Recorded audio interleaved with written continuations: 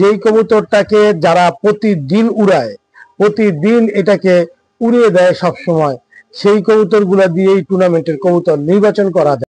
বন্ধুরা, অনেকদিন পরে ভিডিও মেক করতেছি। যাই হোক, এখন যেহেতু সামনে আমরা বিভিন্ন ক্লাবের এখন টুর্নামেন্ট করব বা বিভিন্ন টুর্নামেন্টে সবাই অংশগ্রহণ করব, এই জন্য আজকের এই ভিডিওটা।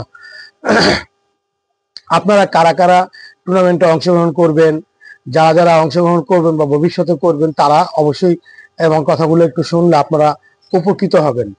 টুর্নামেন্টে খেলার জন্য কবুতর নির্বাচন করা, যেহেতু কবুতর আমরা সবসময় উড়িয়ে থাকি, আর টুর্নামেন্টের কবুতর উড়ানোর ধরন আলাদা, এটাকে ট্রেনিং এর ধরন আলাদা, এটার খাওয়ার বৈশিষ্ট্যগুলো আলাদা।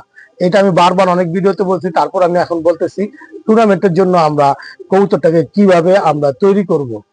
টুর্নামেন্টের জন্য তৈরি করার আগে আপনাকে সবার আগে লক্ষ্য রাখতে হবে, আমি খাবার আইটেম বলেছিলাম যে খাবারগুলোকে অন্তত টুর্নামেন্টে দেওয়ার সময় একবার খাবার দেওয়া, আর বলছিলাম যে এটার মধ্যে বাজরার পরিমাণটা বেশি রাখা, কবুতরকে শুকিয়ে ফেলা।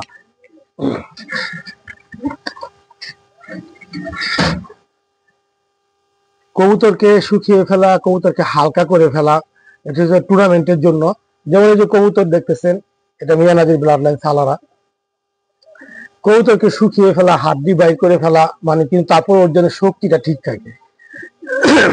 এই জন্য যারা কবুতর নিয়ে টুর্নামেন্ট খেলবেন, অন্তত পক্ষে সবসময় ভালো খাবার দিলেও 1 থেকে 1.5 মাস আগে থেকেই আপনারা শুধু বাজরা দিবেন, অন্য কোনো খাবার দরকার নাই।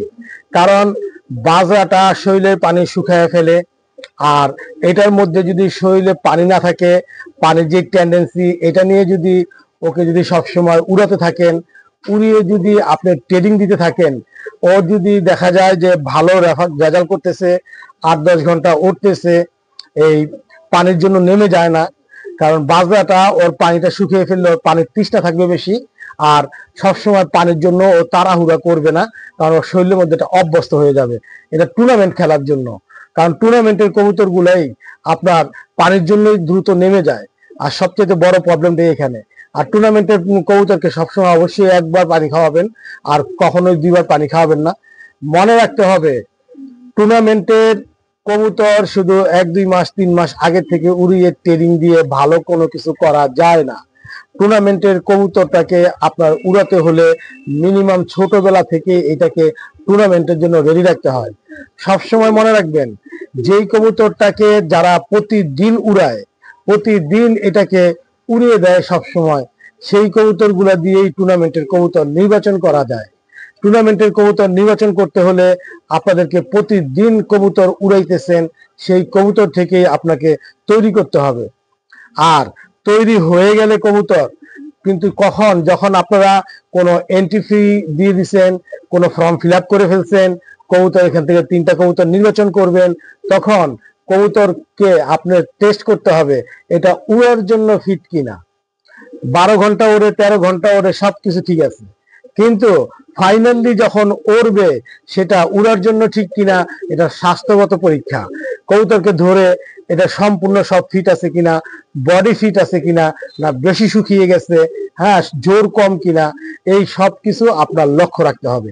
লক্ষ্য রেখে যখন আপনারা কবুতর গুলাকে ট্রেনিং এ দেওয়ার পর যখন টুর্নামেন্টের জন্য 3টা কবুতর সিলেক্ট করবেন, এগুলাকে যখন সিল চাপড় মারা হবে, অবশ্যই অবশ্যই মনে রাখবেন ফিট কবুতরটাকেই আপনারা টুর্নামেন্টের জন্য নির্ধারণ করবেন।